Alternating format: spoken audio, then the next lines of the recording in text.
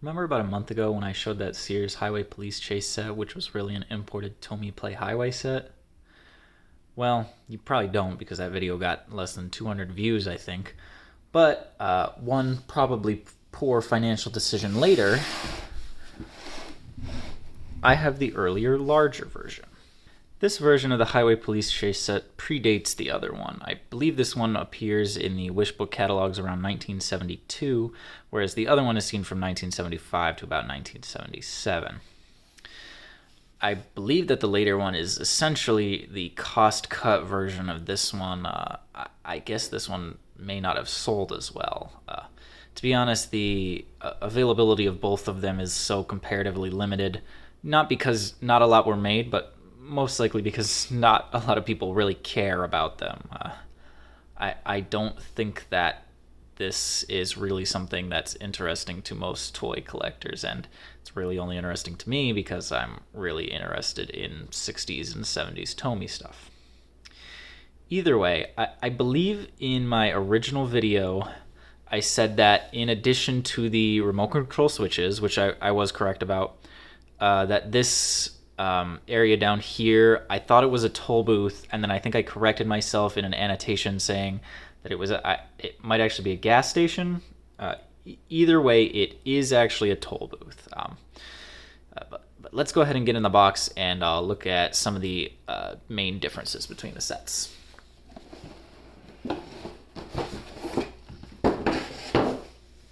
So immediately, probably the first thing you notice is all of these wires around.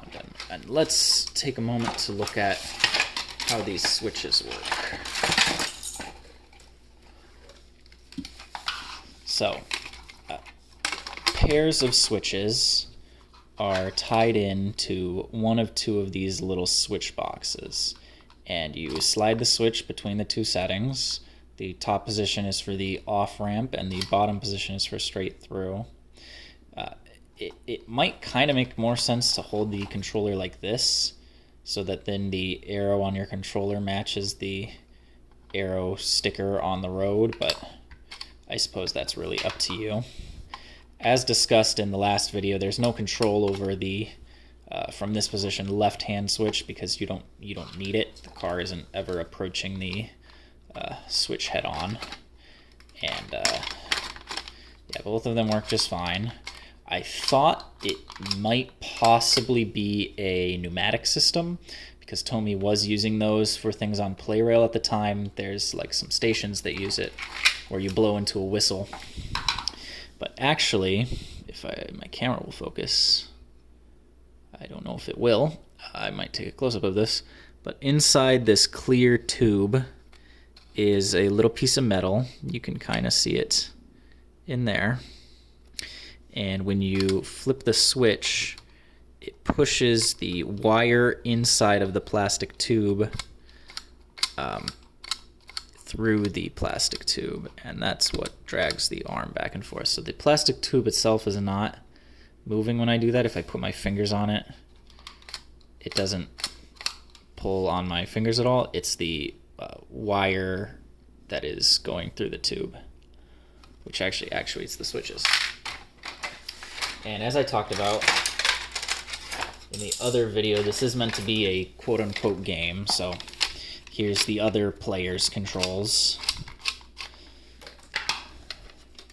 And you can see on the bottom, I thought it may have been screwed in, but it is riveted in. I'm not going to drill at these rivets and try to replace them. It's not a complicated setup. This is really just to hold the plastic tube in place there, and there you can kind of see the wire going through it a little bit better. And there's not even holes for it on the other side. I believe, looking at some photos of Pla Highway stuff, that their switches do have this. And I think there might be an equivalent set to this which also has these control boxes.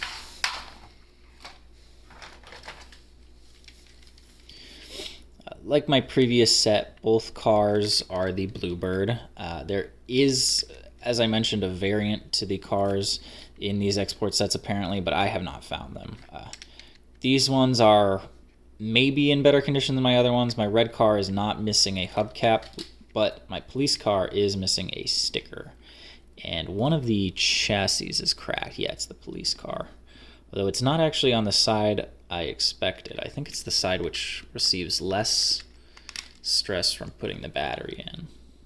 Yeah, it would not have surprised me if this force on the battery clip had cracked the chassis, but that doesn't seem to be the case. Otherwise, the inside is very similar, with the exception of they have this sort of pegboard thing, which is applying force to this motor, I guess, to try to keep it in place a little bit better. But really, other than that, these are pretty similar, except you might notice, so this is obviously the output of the motor. It comes onto this here, which drives the axle. But then there's another gear here, and that is sticking out the bottom.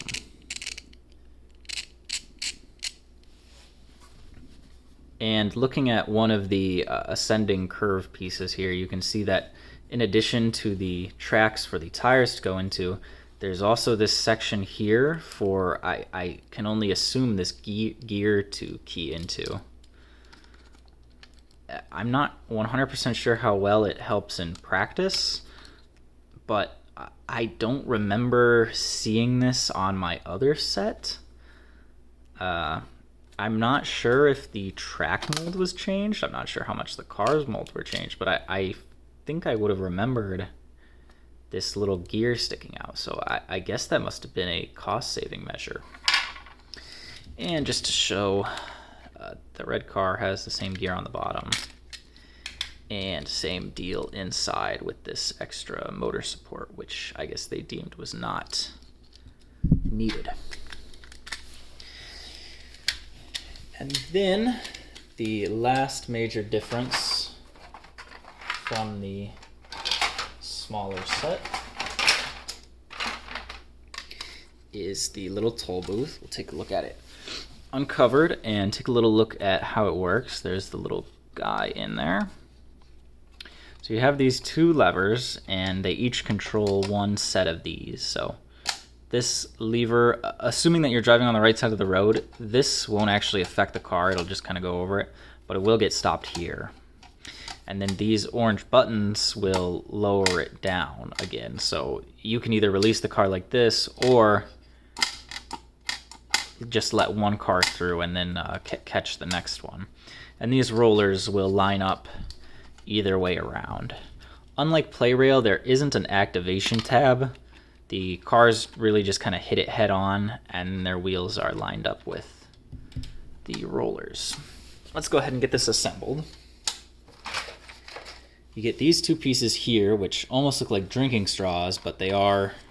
I actually thought someone may have replaced them with drinking straws at first, but they are definitely thicker and more sturdy than drinking straws.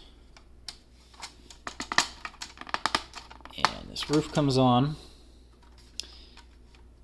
It doesn't... I don't want to force it too much, but it does like to sit uneven unless you put a little bit of force into it. That's probably as good as we're going to get. And you get little stickers of red and green lights up there. Then there are two different molds of tree. And I'm not 100% certain where these are reused from. My guess is it's certainly something else that's Tomy. But I will say, if you look on the cover of the box, this tree here is one of the ones used in the set. This tree here looks a lot more like the one used in Tomy sets. This would be the tree on the Wellsworth station, or Country station if you prefer. There's another view. It's not an exact match, but it's definitely more reminiscent of that versus the tree which actually comes in the sets. Now, most of the track layout is exactly identical to the other one, so I won't go into too much detail on how to do it. Basically, you're going to build two dog bones, and one of them gets this in between its on and off ramp section and its horseshoe turnaround. I'm just going to time lapse the build.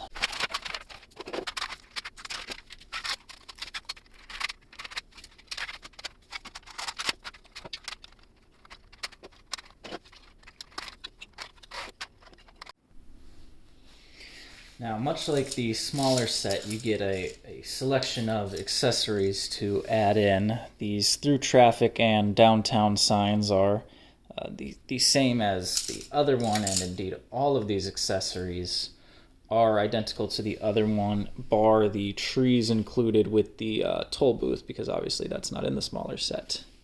So you get your 100 kilometer, mile, inch, whatever your preferred highway speed that corresponds to 100 is. Do not enter signs and street lamps. And once again, I will not put all of them in. Alrighty, we've got our 2 cars ready to go here. And I actually discovered something while setting this up. Let's see, how can I demonstrate this? I'm going to let both of them go, and I'll show you what I realized. Okay, so the red car is going to get stopped again, but when the police car comes around, it releases the red car. I had not realized that. And it looks like we are already definitely going to need some work on the tires, because the red one can barely make it around that corner. Alright, so let's just take a look at what I did with the last set to try to get them to climb hills, which it definitely looks like they're going to need help doing. I basically just took some sandpaper, turned them on, and rubbed the wheels up against the sandpaper just to roughen them up. The rubber on these tires is probably already so far gone that any of this is only going to ever be a temporary solution. They really just need to be fully replaced. These tires have perished, and sanding them away just exposes a new surface, which in turn will eventually perish, because it has already started deteriorating on some level, just not as much as the ones with direct air exposure. Alright, let's try out this switch here. So I've just changed the red switch's position, and that seems to work alright. Oh, police car is struggling over the back there. You can kind of change it quickly. In some of my testing, switching it as the car goes past straight and as the car goes past as it goes up the ramp. If you switch it too fast, it just knocks them off the track. So it's the idea of quickly switching lanes in between cars still doesn't really work out. It's better than the hand control ones, I would say. Let's go ahead and just flip that to be straight. It is definitely better, but I wouldn't say it's great.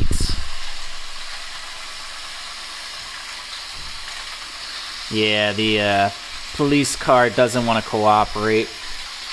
And so now the police car, if it can make these corners, the police car will get caught. And if the red car ever makes its way over here, there we go.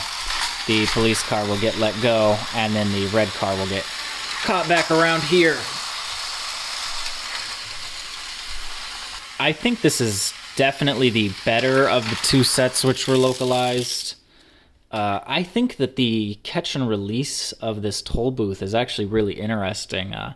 I had played with this a little bit before, but I didn't notice until setting it up this time how one car entering releases the car in the other direction, and that's pretty cool. I do quite like that. The remote control switches are definitely better than the hand-controlled ones as well. All around,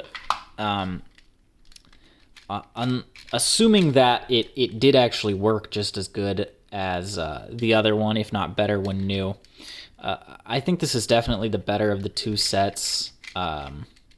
It seems like it had more in place to like keep it climbing hills with this little cog.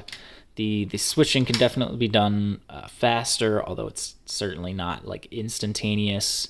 And I still don't think that the game thing of it works all that well. As I mentioned, I probably paid too much for this, but